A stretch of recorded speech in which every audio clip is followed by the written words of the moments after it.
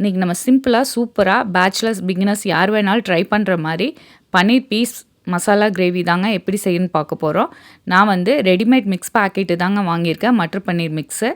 இது வந்து product promotion கிடையாது. நான் செஞ்சேன், அவ்வளோ சூப்பராக இருந்துச்சு. பேச்சுலர்ஸ் பிகினர்ஸ் கூட ட்ரை பண்ணலாம், ரொம்பவே நல்லா இருந்துச்சுங்க. இதுக்கு நம்ம தனியாக இஞ்சி பூண்டு பேஸ்ட்டு எதுவுமே ஆட் பண்ண தேவையில்லை.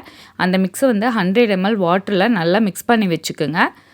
தக்காளி வந்து ஒரு 3 எடுத்து நல்லா அடித்து வச்சுக்கலாங்க. 150 கிராம்ஸ் தக்காளி.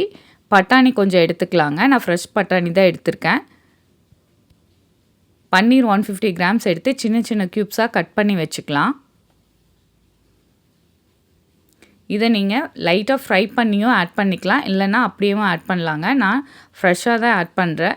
ஒரு பேன் வச்சுட்டு எண்ணெய் ஊற்றிட்டு நம்ம தக்காளி மிக்ஸை இதில் ஆட் பண்ணிக்கலாங்க. எண்ணெய் பிரிஞ்சு வந்ததுக்கப்புறம் இதில் வந்து நம்ம பட்டாணி ஆட் பண்ணிக்கலாம். இதுக்கு நம்ம தனியாக இஞ்சி பூண்டு பேஸ்ட்டு, உப்பு, மிளகாய்த்தூள் எதுவுமே ஆட் பண்ண தேவையில்லைங்க. ஒரு 3 நிமிஷம் விட்டிங்கன்னா பட்டாணி நல்லா வெந்துடும். அதுக்கப்புறம் நம்ம மிக்ஸ் பண்ணி வச்ச அந்த பேஸ்ட்டை ஆட் பண்ணிக்கலாங்க. கொஞ்சம் தண்ணியும் ஆட் பண்ணிக்கிங்க. இதில் நல்லா எண்ணெய் பிரிஞ்சு வர அளவுக்கு விட்டுடலாம்.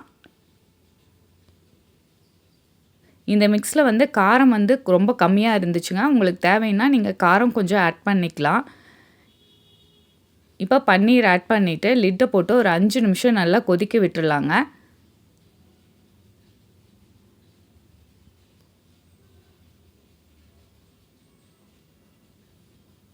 நல்ல எண்ணெய் பிரிஞ்சு வந்தது, நீங்கள் ஆஃப் பண்ணிடலாம். அவ்வளோதாங்க. இது ரொம்ப ரொம்ப ஈஸி.